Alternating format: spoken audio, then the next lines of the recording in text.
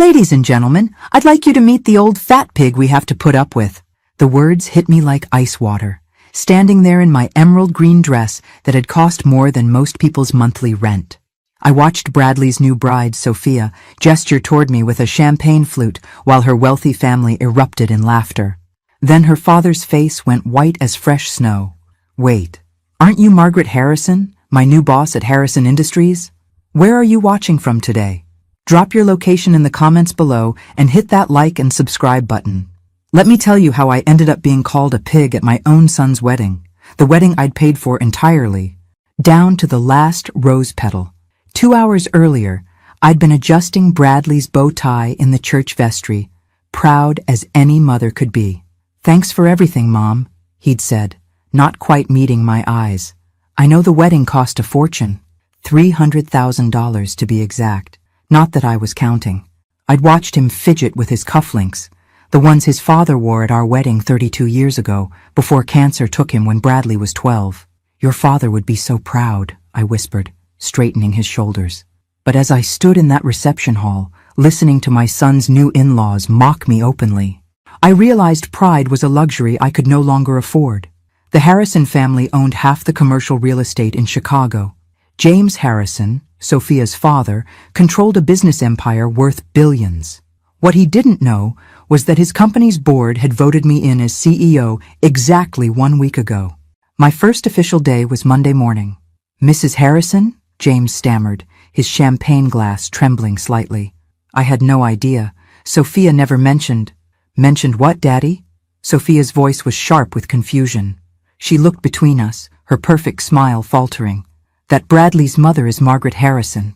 The silence spread like spilled wine across white linen. Sophia's mother, Patricia, stepped forward with the kind of smile wealthy women perfect in finishing school.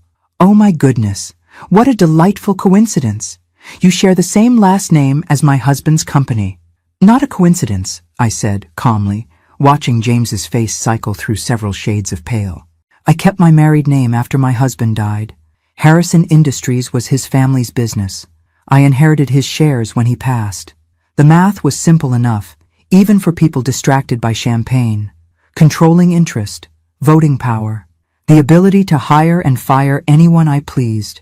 Sophia's laughter died completely. "You're saying you own Daddy's company?" "Not own, dear. Control." I smiled the same smile I'd used in 100 board meetings. "There's a difference." Bradley appeared at my elbow, finally sensing the tension. "Mom? Is everything okay?" I looked at my son, this man I'd raised alone after losing his father, who'd worked 2 jobs to put through business school, who'd sacrificed everything to give him every opportunity, and realized he'd positioned himself slightly closer to his new wife than to me. "Everything's perfect, sweetheart," I said, patting his arm. "I was just getting acquainted with your new family." James cleared his throat, his business instincts finally kicking in. "Mrs. Harrison, perhaps we could schedule a meeting next week. I'd love to discuss—" "Monday morning," I interrupted smoothly. 9 o'clock sharp. My assistant will send you the address." I turned to Sophia with my warmest smile. "Congratulations on your marriage." "Dear, I'm sure we'll be seeing much more of each other." As I walked away, I heard Sophia hiss to her mother, "Why didn't you tell me she was somebody important?" "We didn't know," Patricia whispered back frantically. "Your father said Bradley's mother was just some middle-class widow. Just some middle-class widow." The words followed me to the ladies' room, where I locked the door and stared at my reflection. My dress was elegant, my jewelry modest but real, my makeup perfect despite the emotional earthquake I'd just experienced. In the mirror, I saw a woman who'd spent 30 years building a business empire in her husband's memory. A woman who'd raised a son alone, paid for his education, his apartment, his car, and now his wedding. A woman who'd been called a pig by people who didn't realize she could destroy their entire world with a single phone call. But most importantly, I saw a woman who was just beginning to understand her own power. My phone buzzed with a text from my assistant. "Board meeting moved to Tuesday. Emergency HR situation requires immediate attention Monday." I smiled at my reflection and began reapplying my lipstick. Monday was going to be very interesting indeed. The path to that humiliating moment had started 18 months earlier. when I'd made the mistake of being too generous with my son's happiness. Bradley had called on a Tuesday evening, his voice carrying that particular tone that meant he needed something expensive. "Mom, I've got incredible news." Sophia said yes. I'd been reviewing quarterly reports in my home office, but I set everything aside. My son was engaged. Despite everything else, the mother in me was genuinely thrilled. "Oh, honey, that's wonderful. When did you propose?" "Last night at Aurelio's. You know, that fancy place downtown where you took me for my graduation dinner." I remembered. The bill had been $400 for 2 people. But seeing Bradley's face that night, so proud of his MBA, had made every penny worth it. "Tell me everything," I said, settling back in my chair. For the next hour, Bradley described the proposal, the ring, which cost more than most people's cars, and Sophia's reaction. What he didn't mention was how they planned to pay for a wedding. That conversation came a month later. "The thing is, Mom," Bradley said, his fingers drumming against my kitchen table, "Sophia's family has certain expectations." I poured him more coffee, noting how he avoided eye contact. After raising him alone, I knew all his tells. What kind of expectations? Well, her sister's wedding was at the Four Seasons, 300 guests, very elegant affair. I'm sure it was beautiful. And her cousin got married at the Drake Hotel. Sophia's been dreaming of something similar since she was a little girl. I waited. In business, silence was often the most powerful negotiation tool. "The venues she's looking at are around $200,000, he said quickly. "Just for the basics, not including flowers, music, photography, all the other things." $200,000, I repeated calmly. "I know it sounds like a lot, but Mom, she's the one. I want to give her everything she deserves." "What about what you deserve?" I thought. "What about what I deserve after sacrificing everything for your happiness?" But I looked at my son's face, so hopeful, so young despite being 31 years old, and I felt the familiar tug of maternal love overriding common sense. "Have you talked to Sophia about a smaller wedding?" "You don't understand. Her family, they're wealthy, Mom. Really wealthy. Her father owns Harrison Industries." The irony wasn't lost on me. My son had no idea that I'd been quietly acquiring shares in James Harrison's company for years, building toward the controlling interest my husband had always dreamed of securing. "And you feel pressure to match their lifestyle?" "I want to be worthy of her," he said simply. Those 6 words broke my heart. I'd raised this boy to believe he was worthy of anything, anyone. How had I failed so completely that he thought love required a price tag? "Bradley, if she loves you, a courthouse ceremony would be enough." "Mom, please, I'm not asking you to pay for everything. Just help us get started. I'll pay you back once my career takes off." His career. Bradley had graduated with his MBA a year earlier and was working at a mid-level consulting firm, making decent money but nowhere near enough to support the lifestyle he'd grown accustomed to through Sophia's family. How much help are we talking about? Maybe $250,000? $300 at most? $300,000. The number sat between us like an unwelcome dinner guest. "Bradley, that's more money than most people make in 5 years."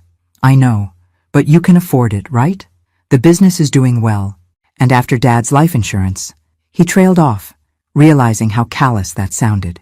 My husband's death had indeed left me financially comfortable, but hearing my son calculate the value of his father's life so casually made me feel sick. "Let me think about it," I said. That night I sat in my husband's study, looking at his photograph on the desk. We'd built Harrison Industries together, starting with a single small office building and growing it into one of Chicago's premier commercial real estate companies. After he died, I'd continued expanding, making strategic acquisitions, building the empire he'd envisioned. "What would you do?" I asked his picture. But I already knew the answer. Robert had always been too generous with Bradley, unable to deny him anything. It was one of the few areas where we disagreed. The next morning, I called Bradley and told him yes. Looking back now, standing in that bathroom mirror after being called a pig by my son's new in-laws, I realized that single word, yes, had been the beginning of my transformation from doting mother into something far more dangerous. Because by Monday morning, I would be their new boss. And unlike my son, they were about to learn that my generosity had limits. Monday morning arrived with Chicago's typical autumn chill, and I dressed accordingly. Power suit, minimal jewelry, hair pulled back in the style that had intimidated corporate America for the past 20 years. At exactly 9 o'clock, I walked into the Harrison Industries boardroom, where James Harrison sat fidgeting with his phone like a nervous teenager. "Mrs. Harrison," he stood quickly, extending his hand. "Thank you for agreeing to meet so early." "Mr. Harrison," I replied, taking the seat at the head of the conference table that was rightfully mine. "Though I think we need to clarify something before we begin." I opened my briefcase and removed a folder containing the stock certificates, board resolutions, and legal documentation that proved my controlling interest in his family's company. As of last Monday, I own 51% of Harrison Industries, which means this is my boardroom, and you work for me. James's face cycled through several emotions before settling on barely controlled panic. "Mrs. Harrison, I think there's been some misunderstanding. This company has been in my family for 3 generations, built on land and initial capital provided by my husband's grandfather in 1952, I corrected calmly. "Your grandfather was the junior partner, Mr. Harrison. The contracts are quite clear." I slid a manila envelope across the polished table. Inside were photocopies of the original partnership agreements, documents I'd spent years tracking down through legal archives and private collections. "Your family managed the business beautifully while maintaining minority ownership. But when my husband died, his shares passed to me. I've spent the last 15 years quietly purchasing additional stock whenever it became available." "This is impossible," James whispered. But his hands shook as he flipped through the paperwork. "The impossible part," I said, allowing a small smile, "is that you didn't notice. Your own board approved my appointments to key positions. Your CFO reports directly to me. Your legal team answers my calls." James looked up with something approaching horror. "What do you want?" "First, I want an apology for your daughter's behavior at the wedding reception. Sophia can be spirited. She didn't mean anything by those comments. She called me a pig, Mr. Harrison, in front of 200 guests, including my son. She's young, she's 28 years old and married to my son. Old enough to understand consequences." I leaned forward slightly. "Here's what's going to happen. Sophia will call me today and apologize sincerely for her behavior. Not because you told her to, but because she understands that respect isn't optional in this family." James nodded quickly. "Of course. I'll speak with her immediately. Second, we're going to restructure this company's employee benefits program. I've reviewed your current policies, and they're embarrassingly inadequate for a business of this size." This was actually true. Harrison Industries employed over 300 people, but their health insurance was mediocre and their retirement plan was nearly non-existent. "The improvements will cost approximately $2 million annually," I continued. "Consider it my contribution to social responsibility." $2 million? James's voice cracked slightly. "You can afford it. I've seen your profit margins." I pulled out another folder, this one containing detailed financial analysis I'd commissioned months earlier. Every expense, every revenue stream, every hidden asset the company possessed. Third, your son-in-law Bradley will be receiving a promotion to senior associate with appropriate salary adjustment. He's actually quite bright when he applies himself. I didn't realize Bradley worked here. He doesn't. Yet. I smiled again, this time with genuine warmth. His first day is Wednesday. James stared at me like I'd just declared myself Queen of Illinois.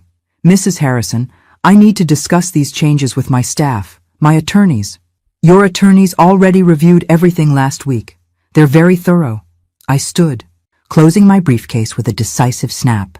"The employee benefits announcement will be made Thursday. Sophia's apology will happen today. Bradley's promotion will be effective immediately." I walked toward the door, then paused with my hand on the handle. "Oh, and Mr. Harrison, in the future, when your family gathers to discuss the middle-class widow your daughter married into, you might want to mention that said widow now controls your family's primary source of income." James's mouth opened and closed like a fish out of water. "Have a lovely day," I said cheerfully, and walked out into my new corporate empire. By noon, my assistant had fielded 6 phone calls from various Harrison family members, 3 from their family attorney, and 1 very panicked voicemail from Sophia herself. Mrs. Harrison, this is Sophia, Bradley's wife. My father explained that there's been some sort of misunderstanding about the company, and I wanted to call and, well, I hope we can discuss things like family. I listened to the message twice, noting the careful way she avoided mentioning the pig comment or offering any actual apology. At 2 p.m. she called again. This time her voice was noticeably shakier. Mrs. Harrison, I realize my comments at the reception may have been inappropriate. I was nervous meeting Bradley's family, and sometimes I say things without thinking. I hope you can understand. Still no real apology. Still positioning herself as the victim. The third call came at 4:30 p.m. Mrs. Harrison, please call me back. I think we got off on the wrong foot, and I'd really like to make this right. Bradley is upset. My father is having some kind of crisis. And I just want to understand what's happening. I deleted all 3 messages without returning her calls. Tuesday morning, James Harrison appeared at my office door at 8 a.m. sharp, looking like he hadn't slept. Mrs. Harrison, please. Sophia is beside herself. She's young and made a mistake. Surely we can work this out as reasonable people? I gestured to the chair across from my desk. Mr. Harrison, let me explain something about reasonable behavior. When someone pays for your daughter's entire wedding, venue, food, flowers, music, photography, reasonable behavior would be gratitude, or at minimum, basic courtesy. You paid for the wedding? Every penny. $312,000. I pulled out the receipts I'd requested from Bradley the night before. Would you like to see the invoices? James stared at the papers spread across my desk, his face growing paler with each line item. She had no idea, he whispered. No, she didn't. Because your family makes assumptions about people without bothering to learn the facts. I stood up and walked to the window overlooking downtown Chicago, watching the morning traffic crawl through the streets below. But here's what I find most interesting, Mr. Harrison. Your daughter can afford to mock the woman who paid for her wedding because she knows her family has money. She can afford to be cruel because she's never faced consequences for her actions. I turned back to him with a smile that would have made sharks nervous. That's about to change. By Thursday afternoon, the employee benefits announcement had sent shockwaves through Harrison Industries that reached far beyond the office walls. Word spread quickly through Chicago's tight-knit business community. Margaret Harrison wasn't just the new CEO, she was the new sheriff, and she was making changes. The first sign that my message was being received came Wednesday evening when Bradley called, his voice tight with confusion and something that might have been fear. Mom, Sophia's father offered me a job today. Senior associate, starting salary, $90,000 plus benefits. It's a great opportunity, but it feels weird, like charity. And Sophia's been acting strange since the wedding. She won't tell me what's wrong, just keeps asking questions about our family's finances. I smiled into my phone. Did you take the job? Well, yes. I mean, it's double what I was making at the consulting firm. But Mom, did you have something to do with this? Bradley, you're a bright young man with an MBA and strong analytical skills. Perhaps Mr. Harrison simply recognized your potential. Right, he said, but his tone suggested he wasn't buying it.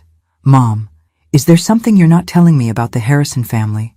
Why don't you ask your wife? She might have some insights.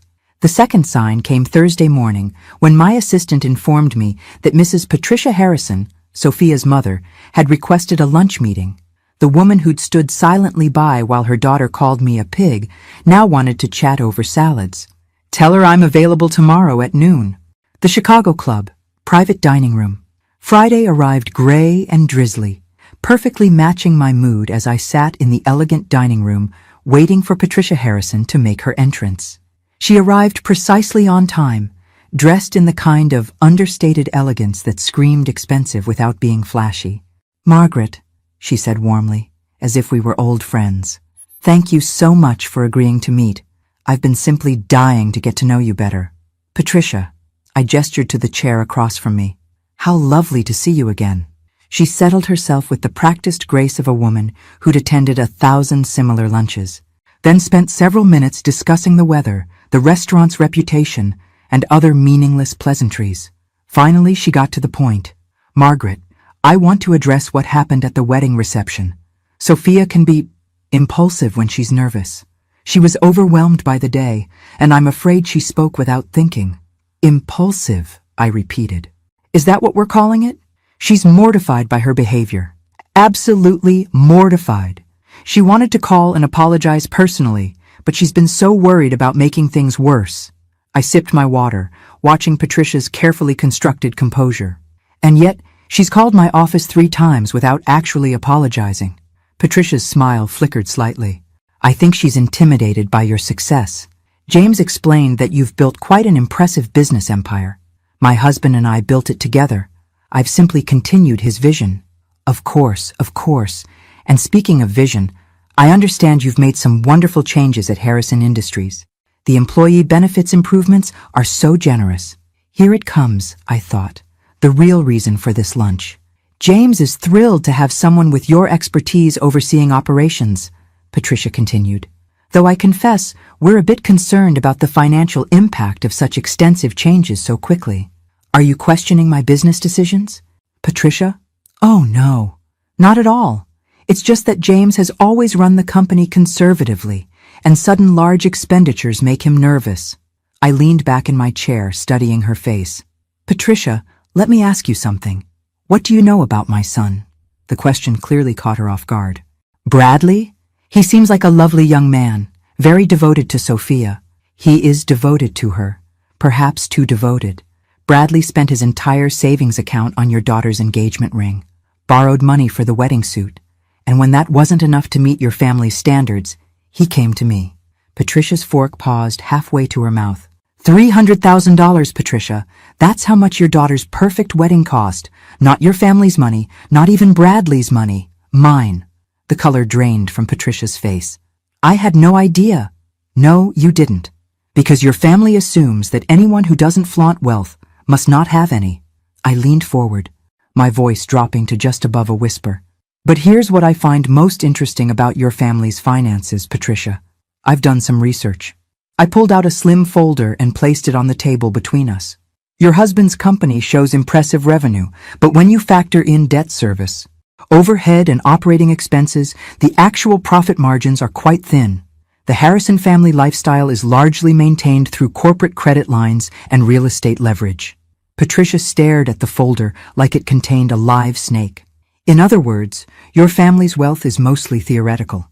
Beautiful on paper, but highly vulnerable to market fluctuations or changes in corporate leadership. What are you saying? I'm saying that I could fire your husband tomorrow and replace him with someone who actually understands modern business practices. I could restructure the company's debt obligations. I could sell off assets your family considers untouchable. I smiled pleasantly while Patricia's world crumbled behind her eyes. Or, I continued, your daughter can call me tonight and offer a genuine apology for her behavior at the wedding reception. Not because she's intimidated or embarrassed, but because she understands that calling someone a pig is unacceptable regardless of their perceived social status. Patricia's hands trembled slightly as she reached for her water glass. And if she apologizes? Then we're family, and I take care of family. I stood, placing my napkin on the table. But Patricia, understand this. I'm not some middle-class widow who can be dismissed or mocked. I'm the woman who now controls your family's future. I picked up the check that had been discreetly placed on the table. Lunch is on me. Please give Sophia my regards. As I walked toward the exit, I heard Patricia fumbling with her phone, already dialing her daughter's number. My own phone buzzed with a text from my assistant. Emergency board meeting called for Monday. James Harrison requesting full financial review of recent policy changes. I smiled as I stepped into the Chicago drizzle. Let them call their meetings. By Monday, I'd be ready with surprises they couldn't possibly anticipate. After all, I was just getting started. Sophia's call came at 9:47 p.m. that Friday night, just as I was settling into my leather armchair with a glass of wine and my husband's favorite book of poetry. Her voice was different this time. Smaller, stripped of the entitled confidence that had carried her through our previous encounters. Mrs. Harrison? This is Sophia. I know it's late, but I couldn't wait until tomorrow. Good evening, Sophia. I owe you an apology. A real one, not the half-hearted attempts I've been making all week. She took a shaky breath. What I said at the reception was cruel and inexcusable. Calling you a pig was wrong, no matter what I was feeling or thinking. You paid for our entire wedding, and I repaid your generosity with insults and humiliation. I said nothing, letting her words hang in the air. I've been thinking about why I said it, and I think I was scared. Bradley talks about you constantly, how strong you are, how successful, how you raised him alone after his father died. I felt like I could never measure up to the mother he describes. Interesting. This was more honest than I'd expected. So when I saw you at the reception, I saw this elegant, poised woman, and I felt inadequate, small, and instead of dealing with those feelings like an adult, I lashed out to make myself feel bigger by making you smaller. And how did that work out for you? I asked quietly. It didn't. It backfired spectacularly, and now I've hurt the person I should have been thanking. Her voice broke slightly. Mrs. Harrison, I know I don't deserve your forgiveness, but I'm asking for it anyway. I want to be the kind of wife Bradley deserves, and the kind of daughter-in-law you deserve.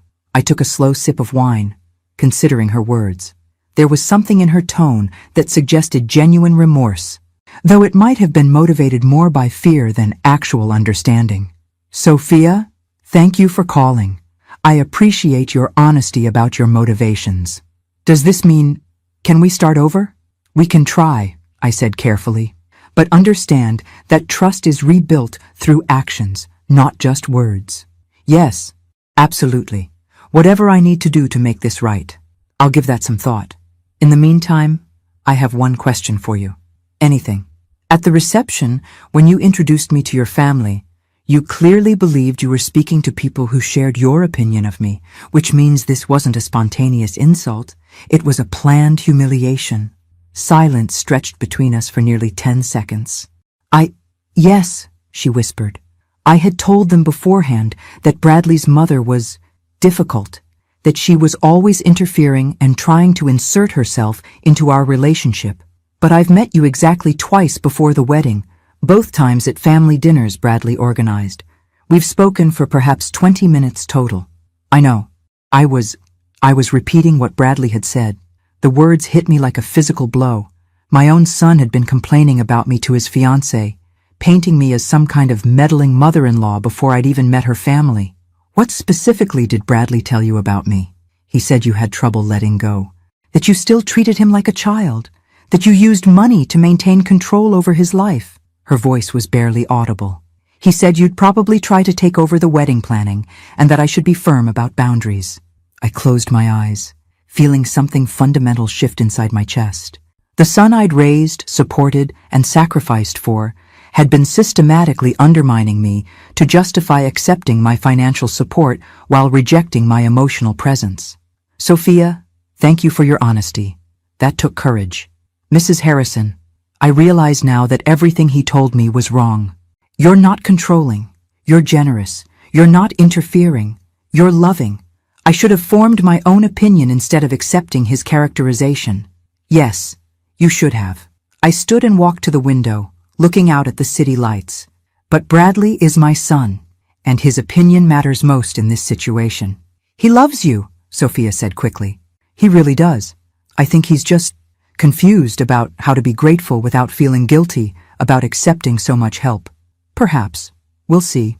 After ending the call, I sat in my husband's study, surrounded by his books and photographs, trying to reconcile the son I thought I knew with the man who apparently saw me as a burden to be managed.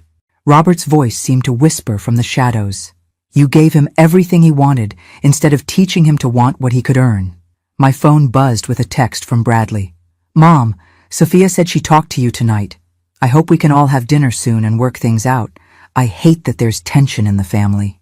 I stared at the message for a long time before responding. We definitely need to talk. Soon. Saturday morning brought an unexpected visitor. I was reading the business section of the Tribune when my doorbell rang at 8 a.m. Through the peephole, I saw James Harrison standing on my front porch, looking like he'd aged 5 years in the past week. Mr. Harrison, I said, opening the door. This is a surprise. Mrs. Harrison, I apologize for the early hour. I was hoping we could speak privately before Monday's board meeting. I led him to my living room, noting how his eyes took in the understated elegance of my home. Quality furniture, original artwork, family photographs that spoke of a life well lived rather than wealth displayed. Coffee? Please. He settled into the chair across from my sofa, his hands clasped tightly in his lap. Mrs. Harrison, I want to be direct. I've called an emergency board meeting because I need to understand your intentions for Harrison Industries. My intentions are simple: to run a profitable, ethical business that serves its employees and community well. The employee benefits changes alone will cost the company nearly $2 million annually. The facility improvements you've authorized add another $500,000. These aren't sustainable expenditures given our current profit margins.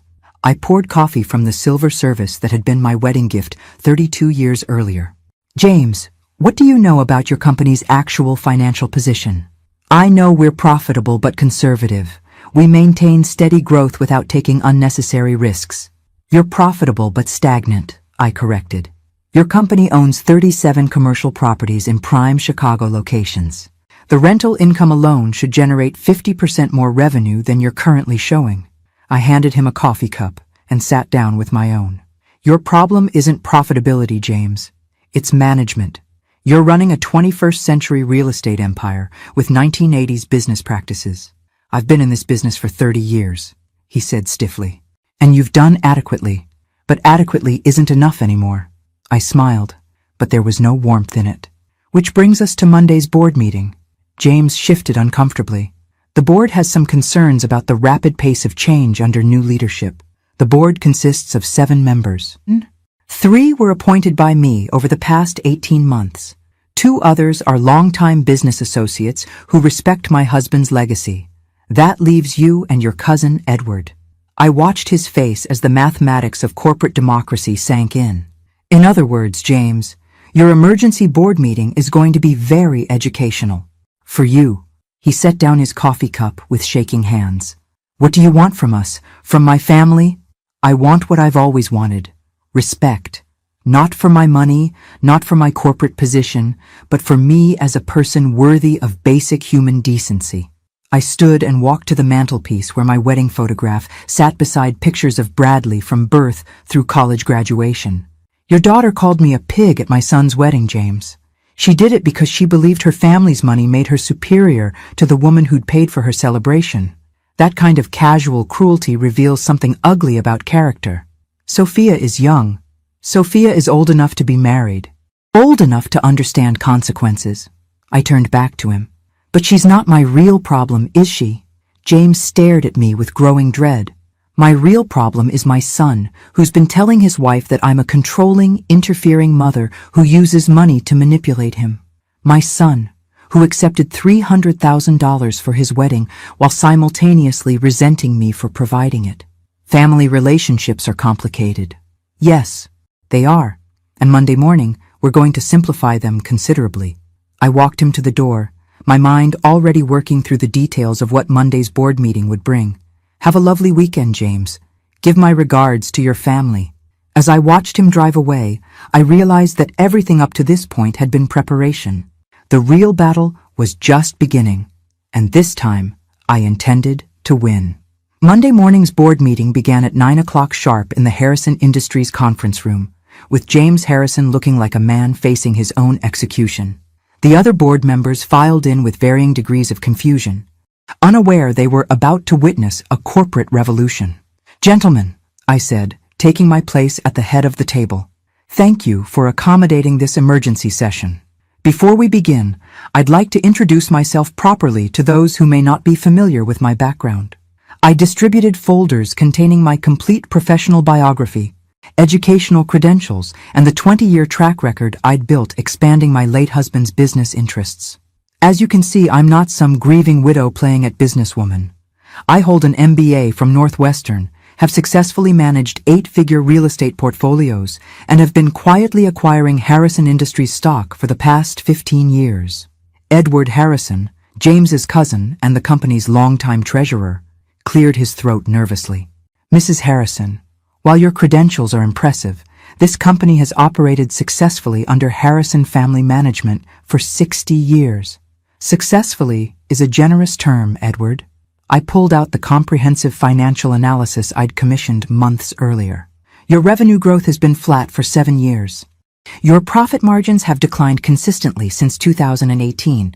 Your employee retention rate is 30% below industry standards. I watched their faces as the numbers sank in. Meanwhile, you're sitting on prime commercial real estate in Chicago's most desirable locations, charging below-market rents because you've prioritized relationship preservation over business optimization. Those relationships are valuable, James protested. We have tenants who've been with us for decades, and they've been taking advantage of your sentimentality for decades. I smiled coldly. Effective immediately, all rental agreements will be reviewed and adjusted to current market rates. Tenants who wish to continue their leases will pay fair value. Those who don't can find alternative accommodations. That's not how we do business, Edward stammered. It's how I do business. And since I control this company, it's how we'll do business going forward.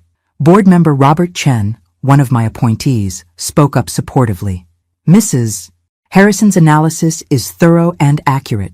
Harrison Industries has been underperforming for years. The employee benefits improvements alone will cost us $2 million annually, James said desperately. We can't afford such extravagance. James, your family extracted $1.8 million in executive salaries last year while contributing essentially nothing to actual business operations. I let that fact settle over the room. Your son works in marketing but spends most of his time playing golf. Your nephew manages property maintenance by delegating everything to contractors while collecting a 6-figure salary. The silence was deafening. So here's what's going to happen. Executive compensation will be tied directly to performance metrics. The marketing department will either generate measurable results or be eliminated entirely. Property management will be professionalized with actual oversight and accountability. You can't just eliminate family members from family business, Edward protested. I can and I will if they can't justify their positions with actual work. I stood, gathering my materials. This meeting is concluded. Implementation of all discussed changes begins tomorrow. Wait, James called out desperately. We need to vote on these proposals. No, James. You need to understand something about corporate governance. I turned back to face the table. I don't need your approval for business decisions. I need your compliance. As I walked toward the door, I heard Edward whisper to James, "How did we let this happen?" The answer was simple. They'd been so focused on maintaining their comfortable lifestyle that they'd never noticed someone else building the power to destroy it. My phone buzzed with a text from Bradley as I returned to my office. "Mom, can we have dinner tonight? Sophia is really upset about everything that's happening with her family." I stared at the message, feeling that familiar tug between maternal love and growing resentment. My son wanted to discuss his wife's feelings while remaining completely oblivious to mine. 7 o'clock, I texted back. My house. It was time for Bradley and I to have the conversation we should have had years ago. The afternoon brought a parade of panicked phone calls from various Harrison family members, all trying to understand what was happening to their comfortable world. I ignored most of them, but answered when Patricia Harrison called at 3 p.m. "Margaret, please, we need to talk. The family is in crisis. The family is experiencing accountability for the first time in decades, Patricia." I'd hardly call that a crisis. James came home looking like someone had died. He's locked himself in his study and won't speak to anyone. Perhaps he's reflecting on 30 years of mediocre business practices. This isn't just about business anymore, is it? This is personal revenge for what happened at the wedding. I leaned back in my office chair, looking out at the Chicago skyline. Patricia, if I wanted personal revenge, your family would already be homeless. What I want is respect. And since your family only understands power, I'm speaking your language. What can we do to fix this? That depends entirely on how quickly your family learns to treat people with basic human decency. After hanging up, I spent the rest of the afternoon reviewing personnel files and financial records, preparing for the changes I'd implement over the coming weeks. But my mind kept drifting to the evening's dinner with Bradley and the conversation that would finally reveal how my son really saw me. At 6:30, I set the dining room table for 3, using my finest china and silver. If this was going to be a confrontation, it would at least be a civilized one. Bradley and Sophia arrived precisely at 7, both looking like they were attending a funeral rather than a family dinner. Sophia's eyes were red from crying, and Bradley wore the same expression he'd had as a child when he knew he was in trouble but couldn't figure out how to fix it. "Mom," he said, kissing my cheek awkwardly. "Thank you for agreeing to see us." "Of course, sweetheart. You're always welcome here." Dinner passed in uncomfortable small talk until I finally set down my fork and looked directly at my son. "Bradley, we need to discuss something that's been troubling me." His face went pale. "What's wrong?" "Sophia told me about the conversations you had with her regarding my character. Specifically, your concerns about my being controlling and manipulative." The color drained completely from his face as he realized his wife had shared their private discussions. "Mom, those weren't... I was just trying to prepare her for..." "For what exactly?" Bradley looked helplessly at Sophia, who was studying her plate as if it held the secrets of the universe. "You've always been generous, maybe too generous, and I didn't want her to feel obligated to accept help if it came with strings attached." "What strings?" "Bradley, you know, expectations. That we'd have to live our lives according to your approval." I felt something cold and final settle in my chest. "Can you give me a specific example of when I've attempted to control your life choices?" "Well, you had opinions about my college major. I suggested business classes might be practical. You majored in literature, and I supported your decision completely. And you didn't like some of the girls I dated. I disliked exactly one girlfriend, the one who stole money from your wallet and cheated on you with your roommate. You eventually agreed with my assessment." Bradley squirmed in his chair, clearly realizing his examples weren't supporting his case. "The point is, I wanted Sophia to know she didn't have to accept your help if it made her uncomfortable. Except she did accept my help. You both did. $300,000 worth of help. And we're grateful." "No, Bradley. You're resentful." I stood up, my voice remaining calm despite the rage building inside me. "You wanted my money, but not my presence. You wanted my support, but not my opinions. You wanted me to be a bank, not a mother." "That's not true." "Then explain to me why your wife felt comfortable calling me a pig in public. Explain to me why she believed her family would find that entertaining rather than horrifying." Sophia finally looked up, tears streaming down her face. "Because I told them what Bradley said about you, about how you used money to stay involved in his life when he wanted independence." The words hung in the air like poison gas. "I see." I walked to the window, looking out at my garden. "So my financial support for your education, your car, your apartment, your wedding, all of that was manipulation rather than love." "Mom, you know that's not what I meant." "Actually, Bradley, I think it's exactly what you meant." I turned back to face them both. "And you know what? You're right. I have been using money to maintain our relationship." Both of them stared at me in shock. "But starting tomorrow, that ends completely." "What do you mean it ends?" Bradley's voice cracked slightly, and I recognized the tone from his childhood, the moment when he realized his actions had consequences he hadn't considered. "I mean, I'm done being your ATM, sweetheart." I walked back to the table, but remained standing, looking down at my son and his wife. No more birthday checks, Christmas gifts, emergency loans, or surprise assistance with bills. "Mom, you can't be serious." "I'm completely serious. You wanted independence from my supposed manipulation, and I'm giving it to you." I smiled, but there was no warmth in it. "Effective immediately, you're financially independent." Sophia looked panic-stricken. "Mrs. Harrison, I think there's been a misunderstanding. We never said we didn't want your support." "No, dear. You just said I was using that support to control your lives." "Well, problem solved." Bradley jumped up from his chair. "This is crazy. One stupid comment at a wedding, and you're cutting us off completely?" "One stupid comment?" My voice remained dangerously calm. "Bradley, your wife called me a pig at your wedding, while surrounded by her family, who laughed along because you had already painted me as some kind of interfering burden they had to tolerate." "I never called you a burden. You told her I had trouble letting go, that I treated you like a child, that I used money to maintain control." I counted off each point on my fingers. "What would you call that characterization?" Bradley sat back down heavily, finally understanding the magnitude of what he'd done. "But Mom, I was trying to manage expectations." Sophia's family has money, and I didn't want them to think you were some kind of charity case. So instead, you made me sound like a manipulative old woman who couldn't accept that her son had grown up. That's not what I meant, but it is what you said. And more importantly, it's what you believed. I walked to the sideboard and poured myself a glass of wine with steady hands. Tell me, Bradley, when exactly did I become such a burden to you? You're not a burden. When did helping you through college become manipulation? When did paying for your wedding become controlling behavior? When did loving you become something you needed to apologize for to your new in-laws? The silence stretched until Sophia finally spoke up. Mrs. Harrison, I think Bradley was just nervous about fitting in with my family. He wanted to seem independent and successful, and he couldn't seem independent and successful with a mother who supported him? My family, they can be judgmental about people who need help.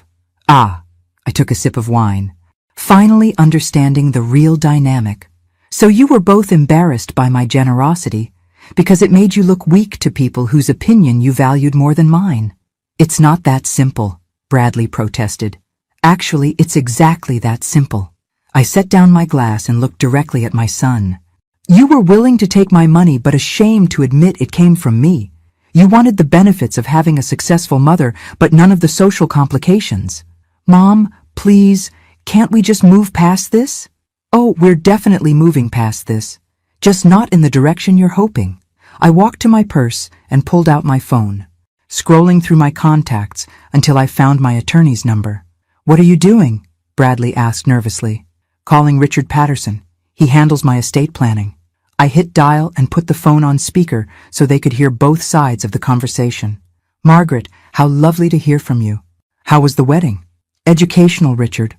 I'm calling because I need to make some changes to my will. The silence from my dinner guests was deafening. Of course. What kind of changes are we talking about? I want to remove my son as primary beneficiary and establish a charitable foundation instead. Bradley shot to his feet so fast his chair fell over. Mom, you can't be serious. Richard, are you getting all this? My son seems surprised that actions have consequences. Margaret, perhaps we should schedule a meeting to discuss this properly. Major estate changes shouldn't be made in emotional moments. This isn't emotional, Richard, it's logical. Why would I leave my assets to someone who sees my support as manipulation? Sophia started crying harder, and Bradley looked like he might be sick. I'll call you tomorrow to schedule an appointment, I told Richard. Good evening. After hanging up, I looked at my son's stricken face and felt a pang of regret. But only a small one. Mom, please. I know I screwed up, but changing your will? That's extreme. Is it? You've spent years accepting my financial support while privately resenting me for providing it. You've encouraged your wife to view me as an obstacle rather than an asset. You've allowed her family to mock me publicly while sitting silent. I can fix this. We can fix this. How, Bradley? How exactly do you fix years of taking someone for granted? I'll talk to Sophia's family. I'll make them understand that they were wrong about you. They weren't wrong about me, sweetheart. They were wrong about my willingness to tolerate disrespect. I walked back to the table and began clearing the dinner plates. Your wife apologized beautifully the other night, sincere, thoughtful, honest about her motivations. But you know what she also revealed? I paused in my plate clearing to look directly at him. That every cruel thing she believed about me came from you. Bradley slumped back into his chair. I never meant for it to go this far. No, you just meant to have your cake and eat it too. Take my money while distancing yourself from any obligation to respect the person providing it. What can I do? His voice was barely a whisper. You can start by being honest with yourself about why you really resented my involvement in your life. I don't understand. You resented it because it reminded you that you weren't as independent and successful as you wanted to believe. Every time I helped you financially, it wounded your pride. Bradley stared at me with growing recognition.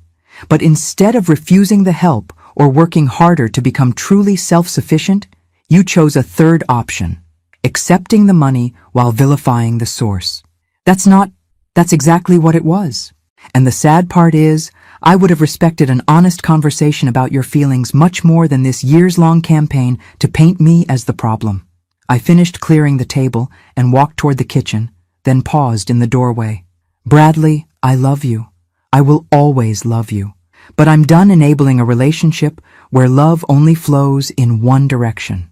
So what happens now? Now you learn what genuine independence feels like.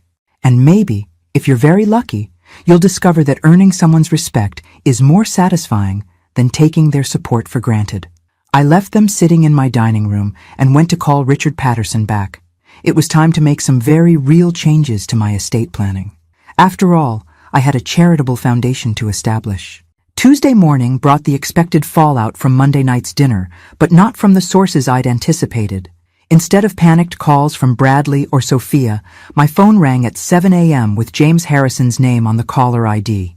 "Mrs. Harrison, we have a problem." "Good morning to you too." "James, what seems to be the issue?" "3 of our largest tenants received lease renewal notices yesterday demanding immediate rent increases averaging 40%. They're threatening to vacate." I smiled into my coffee cup. "That's unfortunate. I'm sure we can find new tenants who appreciate fair market value." "Mrs.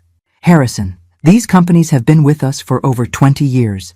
Johnson & Associates alone represents 12% of our rental income." "James, Johnson & Associates has been paying 1987 rates for premium downtown office space. They've enjoyed subsidized rent for 2 decades while their own revenues increased exponentially.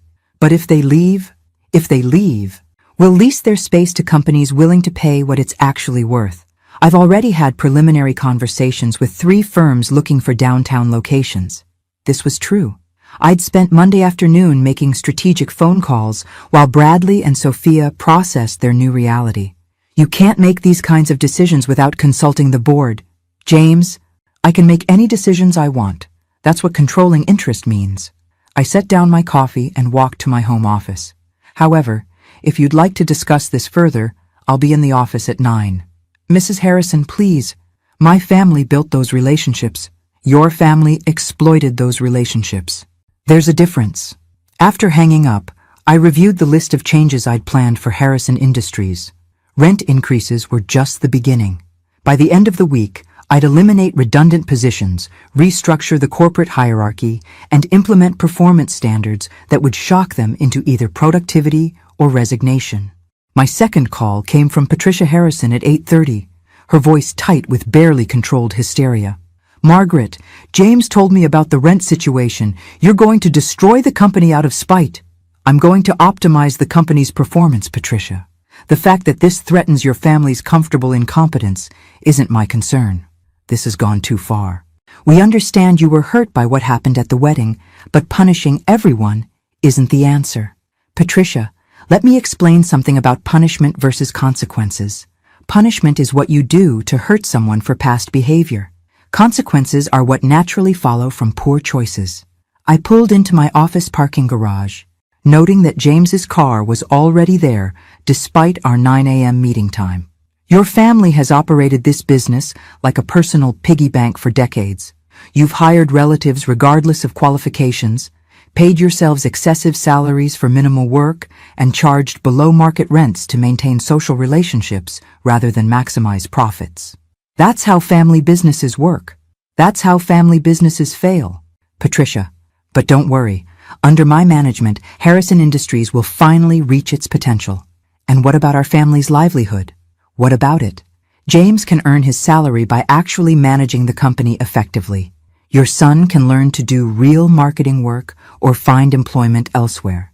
Your nephew can master property management or discover what life is like outside the family safety net." I parked my car and gathered my briefcase, preparing for what would undoubtedly be an interesting day. "Margaret, please. We're willing to negotiate." "Negotiate what, Patricia? I already own the company. Your family already insulted me publicly. The time for negotiation passed when your daughter called me a pig." Sophia apologized. Yes, she did, beautifully and sincerely. But apologies don't erase consequences, they just acknowledge them. Inside the Harrison Industries building, I could feel the tension radiating from every floor. Word had spread quickly about the changes I was implementing, and employees were buzzing with nervous energy. My assistant handed me a stack of messages as I entered my office. "Mr. James has been here since 7:30, ma'am. He's called an emergency meeting with the senior staff for 10 a.m. "Cancel it," I said cheerfully. "I'll be handling all communications with senior staff directly." At 9 a.m. sharp, James knocked on my door, looking like he hadn't slept in days. Mrs. Harrison, I need to understand your endgame here. Are you trying to force my family out of the company entirely?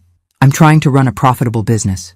James, if your family can adapt to professional standards, you're welcome to stay. If not, I shrugged. What would it take to resolve this situation? This situation doesn't need resolving, James. It needs completing. I pulled out a folder containing the organizational chart I developed over the weekend. Here's the new corporate structure. As you can see, I've eliminated several redundant positions and redistributed responsibilities based on actual qualifications rather than family relationships. James stared at the chart with growing horror. His son's marketing position was gone entirely. His nephew's property management role had been merged with facilities maintenance under an outside contractor. Even his own title had changed from president to general manager. You've gutted the entire operation. I've streamlined the operation. The company will run more efficiently with fewer people doing actual work rather than more people pretending to work. My family has run this company for 60 years. And for 60 years, you've underperformed your potential. But don't worry. I'll show you what this company can really accomplish. James slumped in his chair, finally understanding that his comfortable world was disappearing permanently. Mrs. Harrison, what would it take for you to sell the company back to my family? The question hung in the air while I considered my response. Finally, I smiled. James, even if your family could afford to buy me out, which you can't, why would I sell a profitable business to people who've proven they can't manage it effectively? Because it's our legacy. It's my husband's legacy. Your family just happened to be managing it poorly. My phone buzzed with a text from Bradley. Mom, I've been thinking about everything you said. Can we please talk again? I want to make this right. I showed the message to James. Your family isn't the only one learning about consequences today. What do you mean? I mean, my son is discovering what life looks like when you can't take someone's support for granted. James looked confused. So I explained about Bradley's financial independence and my estate planning changes. You disinherited your own son? I'm considering it. He'll need to demonstrate that he values our relationship for more than just its financial benefits. That's incredibly harsh. James, your daughter called me a pig at my son's wedding. Your family laughed along with the insult. My son had spent months priming his wife to see me as a burden rather than a blessing. I stood and walked to my office window, looking down at the busy Chicago street below. I'm 62 years old. I've spent the last 30 years building businesses, supporting family members, and generally making everyone else's life easier while my own needs came last. But surely nothing, James. I'm done being taken for granted by people who benefit from my generosity while privately resenting my existence. I turned back to face him with a smile that made him visibly uncomfortable. But here's the beautiful thing about being in control of your own life. You get to decide who deserves your time, energy, and resources. And you've decided we don't deserve them? I've decided you need to earn them. All of you. My assistant knocked and entered with an urgent message. Mrs. Harrison, Bradley is in the lobby asking to see you. He says it's important. I looked at James, then at the message, then back at James. It seems today is full of people wanting to negotiate with reality. Should I send him up? My assistant asked. Yes, I decided.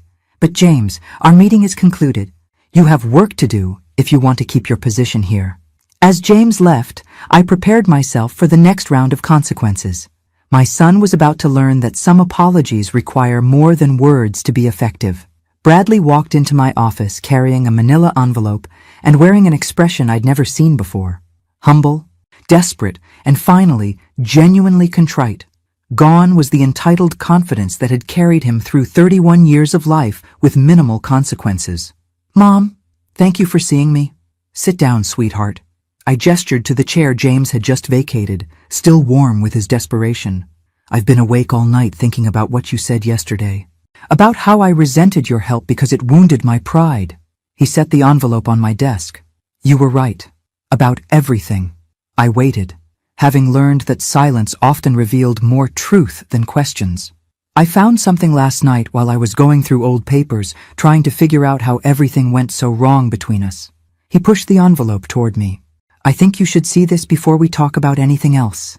Inside the envelope were photocopied bank statements, loan documents, and what appeared to be correspondence between Bradley and several financial institutions. I studied the papers with growing confusion. Bradley? What am I looking at? Evidence that I'm not just ungrateful. Mom, I'm also a fraud. My blood went cold. What do you mean? The consulting job I had before starting at Harrison Industries? I was fired 6 months ago for falsifying expense reports. The car payments you thought I was making? I stopped paying them in January. The bank was about to repossess the BMW when Sophia's father hired me. I stared at the documents, trying to process what he was telling me. The apartment rent, the credit card bills, even the money I claimed to spend on Sophia's engagement ring, it all came from loans I took out using your name as collateral. Using my name? My voice was barely a whisper. I forged your signature on loan applications. Mom, listed you as co-signer without your knowledge. The banks approved the loans because of your credit rating and business reputation. The room began to spin slightly. How much money are we talking about, Bradley? $87,000 in unsecured debt, plus the car loan, which is another $32,000. I set the papers down with shaking hands. You've been committing fraud using my identity for months? I kept telling myself it was temporary, that once I got established with Sophia's family, I'd be able to pay everything back before you ever found out. And the wedding expenses? The $300,000 I paid directly? I needed that money to stay afloat. Mom, to keep up appearances until I could figure out a permanent solution. I stood up and walked to my office window, trying to breathe normally while my world rearranged itself around this new reality. So when you told Sophia I was controlling and manipulative, you were actually describing yourself. Yes, his voice broke completely. I was projecting my own behavior onto you because I couldn't face what I'd become. I turned back to him, seeing my son clearly for perhaps the first time in years. Not the successful, independent man I'd believed I was raising, but someone who'd been lying, stealing, and manipulating his way through life while blaming others for his problems. Bradley, do you understand what you've done? This isn't just about money. I know. I've destroyed your trust. I've committed crimes using your identity. I've ruined everything. You've also put me at legal risk.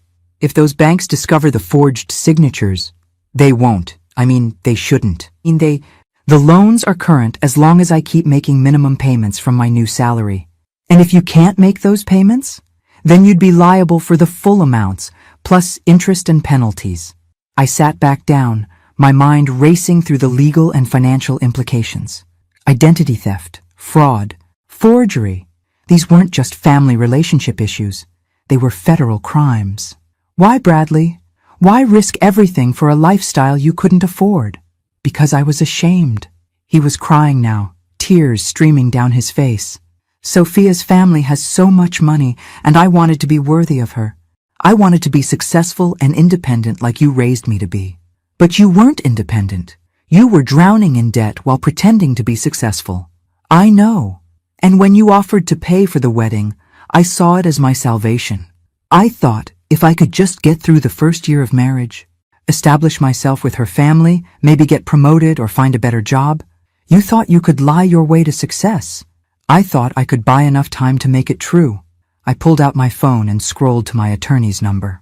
What are you doing? Bradley asked in panic. Calling Richard Patterson. We need legal advice about how to handle this situation. Mom, please, if this becomes public, it'll destroy my marriage, my career, everything. Bradley, it's already destroyed. The question now is how much damage we can contain. I hit dial and waited for Richard to answer. Margaret, twice in 2 days. Are you having an estate planning crisis? Richard, I need to see you immediately. My son has just confessed to committing identity theft using my name to secure fraudulent loans. The silence on the other end of the phone lasted several seconds. How much money are we talking about? Approximately $120,000 in various loans and credit agreements. Jesus. Margaret, when can you be here? Give me an hour.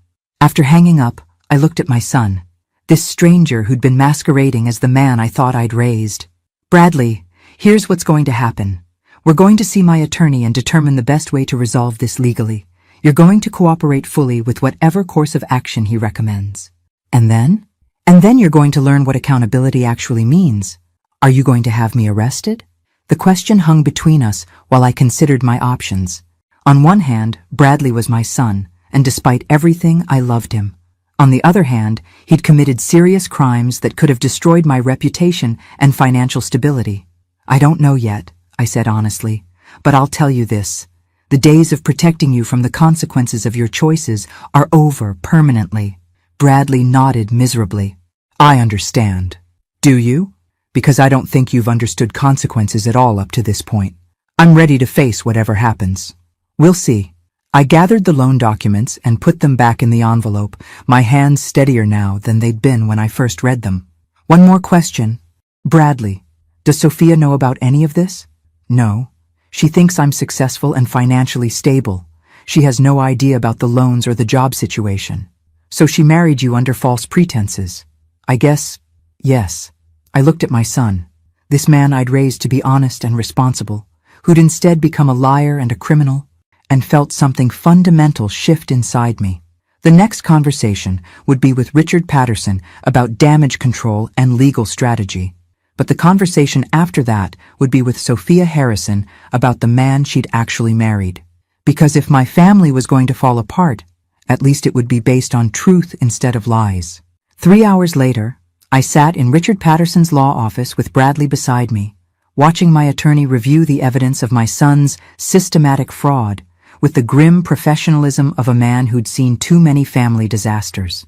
The good news, Richard finally said, is that we can resolve this without criminal charges if we act quickly and strategically. Bradley sagged with relief, but I remained tense. What's the bad news? The bad news is that Margaret will need to assume responsibility for all the debts to protect her own credit rating and reputation. If the banks discover the forged signatures, they'll pursue both civil and criminal remedies. How much will this cost me in total? Richard consulted his notes. Approximately $137,000 to pay off all existing loans, plus interest and penalties. However, if we handle this correctly, we can characterize the payments as family assistance rather than fraud remediation. I looked at Bradley, who was staring at his hands in shame. And what happens to my son? Bradley will sign confession documents acknowledging his actions, agree to immediate repayment terms, and submit to financial monitoring for the next 5 years. He'll also need to undergo counseling for gambling and financial addiction. I don't have a gambling problem, Bradley protested weakly. You forged your mother's signature on loan documents to maintain a lifestyle you couldn't afford, Richard said sharply. That's addictive behavior, regardless of the underlying compulsion. I stood and walked to the window overlooking downtown Chicago, the same view I'd been staring at for the past week while my life rearranged itself around unwelcome truths. Richard, prepare whatever documents you need. I'll cover the debts, and Bradley will comply with your repayment plan. Mom, I can't ask you to— You're not asking, Bradley. I'm deciding. Because unlike you, I take responsibility for cleaning up messes instead of creating bigger ones. Richard handed us several documents to sign. And within an hour, the legal framework was in place. Bradley would keep his job at Harrison Industries, but every penny of his salary above basic living expenses would go toward repaying me. It would take him approximately 8 years. As we left Richard's office, Bradley finally asked the question I'd been waiting for. What happens with Sophia? Are you going to tell her about the loans and the lies? I'm going to tell her the truth, Bradley. Something you should have done before you married her. She'll leave me. She might. But she deserves to make that choice based on reality instead of fantasy. We drove back to Harrison Industries in silence, both lost in our own thoughts about the wreckage we'd discovered. When we arrived, my assistant handed me an urgent message. Mrs. Harrison, Sophia called 3 times asking to meet with you. She sounded quite distressed. Did she say what about? Something about discovering financial documents in Bradley's home office. Bradley went white. Oh, God! She found the loan papers I'd hidden. It seemed Sophia Harrison was about to learn some uncomfortable truths about her new husband, whether I told her or not. An hour later, Sophia sat in my office crying hysterically while Bradley slumped in the chair beside her, no longer even attempting to maintain his facade. I found loan applications with your signature, Mrs. Harrison. except the handwriting didn't match the signature on our wedding checks. She looked between Bradley and me with red-rimmed eyes. Bradley forged your name, didn't he? Yes, I said simply. How much money? More than you want to know. Sophia turned to her husband with the expression of complete bewilderment. Who are you? Because you're not the man I married. I'm the same person. No, the person I married had a successful career and financial stability. The person I married wasn't drowning in debt and committing crimes to hide it. She stood up and began pacing around my office like a caged animal. My father hired you at Harrison Industries because I begged him to help my husband advance his career. But you didn't need career advancement. You needed fraud intervention. Sophia, please. How long have you been lying to me, Bradley? Since we started dating? Since we got engaged? Since we said our vows? The questions came rapid fire. And Bradley had no answers that wouldn't make things worse. Finally, Sophia turned to me. Mrs. Harrison, I owe you more than an apology for calling you a pig. I owe you an apology for marrying your son under false pretenses and dragging you into our mess. Sophia, no, let me finish. You paid for our wedding. You've been supporting Bradley financially for years, and now you're cleaning up his criminal activity. Meanwhile, I've been resenting you for being too involved in his life. She sat back down, her composure completely shattered. The truth is, you haven't been involved enough. If you'd known what he was really like, maybe you could have stopped this before it destroyed everything. I looked at this young woman who'd called me a pig 6 days earlier and now sat in my office facing the collapse of her marriage and possibly her family's business relationships. Sophia, what do you want to do now? I want to go home to my parents and pretend this never happened. But I can't, can I? Because my family's business relationship with you depends on how I handle this situation. She was sharper than I'd given her credit for. Your family's business relationship with me depends on whether they can adapt to professional standards. Your marriage is a separate issue entirely. Is it? Bradley works for my father now. If I leave him, it creates complications for everyone. I studied her face, seeing someone much younger and more vulnerable than the confident woman who'd insulted me at her wedding reception. Sophia, can I give you some advice from someone who's been making hard choices for 30 years? She nodded. Don't make marriage decisions based on business complications. Don't make life choices based on other people's convenience. And don't stay with someone because leaving would be messy. But if I leave Bradley, what happens to him? He'll lose his job, his apartment, everything. That's not your responsibility anymore. But he's sick, isn't he? This fraud and lying behavior, that's not normal. She was grasping for reasons to stay, and I recognized the impulse. I'd spent years making excuses for Bradley's increasingly irresponsible behavior. Yes, he probably needs professional help, but you can't save someone who doesn't want to be saved. And you can't love someone into becoming the person you thought they were. Sophia looked at Bradley, who was staring out my office window as if he could escape this conversation by pure willpower. I need time to think, she said finally. This is all too much to process right now. After they left, I sat alone in my office reviewing the events of the past week. In 6 days, I'd gone from being an insulted mother of the groom to a woman who'd reclaimed her power, restructured a company, and discovered her son was a criminal. The old Margaret would have quietly paid Bradley's debts, covered up his crimes, and continued enabling his dysfunction while accepting his resentment as the price of his love. But the new Margaret, the one who'd emerged when Sophia called her a pig, had different priorities. My phone rang with a call from Patricia Harrison. Margaret, Sophia came home in tears. She won't tell us what happened, but James is convinced you've done something to destroy our family. Patricia, your family is destroying itself. I'm just refusing to enable the process. What does that mean? It means consequences, Patricia. Something your family has successfully avoided for decades. Margaret, please. We understand you're angry about the wedding incident, but surely we can resolve this as reasonable people. I laughed, surprising myself with the sound. Patricia, you keep saying that as if the problem is my anger rather than your family's behavior. But here's what I've learned this week. Anger is just information. It tells you when someone has crossed a boundary you should have established years ago. So what happens now? Now your family learns to earn things instead of expecting them. Your daughter learns that marriage requires honesty. Your husband learns that business requires competence. And your son-in-law learns that crimes have consequences. You're destroying everything we've built. No, Patricia. I'm revealing what you actually built versus what you pretended to build. The destruction was already there. I just stopped pretending not to see it. After hanging up, I walked to my office window and looked down at the Chicago street below, watching people hurry past with their own complicated lives and hidden struggles. 6 days ago, I'd been called a pig at my son's wedding. Today, I was a woman who discovered her own power and decided to use it. The old Margaret would have called that a tragedy.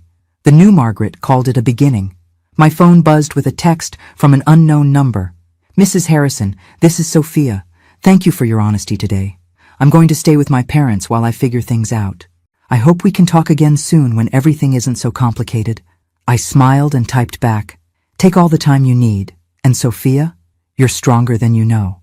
Outside my window, Chicago continued its eternal dance of ambition and consequence, and for the first time in years, I felt like I was dancing instead of just watching from the sidelines.